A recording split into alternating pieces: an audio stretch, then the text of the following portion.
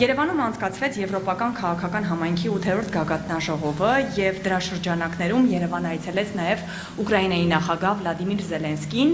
Դուք ինչ կարծիք ունեք նրա Երևան այցի վերաբերյալ։ Անկեղծ ասեմ։ Այո։ Ես գտնում եմ մեր իշխանության կողմից իր դաշնակցի նկատմամբ դա հիմարություն էր եւ նույնիսկ կարող եմ ասել սրիկայություն էր մեր ժողովրդի հանդեպ, քանի որ եվրոպացիները դա կազմակերպել էին, ընդամենը Զելենսկուն բերել էին, որ Փաշինյանը իրեն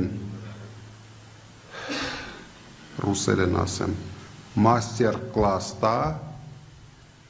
ինչպես պետք է համարձակ ձևով հանձնել սեփական տարածքները։ Ես անհանգստություն ունեմ, որ այդ ամենից մեր ժողովուրդը օգուտ չի ունենալու։ Փաշինյանը ամեն ինչ հանձնելով իրեն մնացել է ընդամենը մեկ բան վաճառել եվրոպացիներին։ Դա հակառուսական քաղաքականությունն է, ինչը եվրոպացիք շատ հաճույքով կգնեն իրանից։ Շնորհակալ եմ եւ իմ երկրորդ հարցը, քանի որ դուք շատ վստահ հայտարարում եք, որ Հայաստանի ապագա վարչապետը դուք եք, դուք արդյոք պատրաստվում եք քաղաքական գնահատական տալ Նիկոլ Փաշինյանի եւ իշխող ուժի կառավարման ժամանակաշրջանին։ Մենք ոչ թե պատրաստում ենք քաղաքական գնահատական տալ,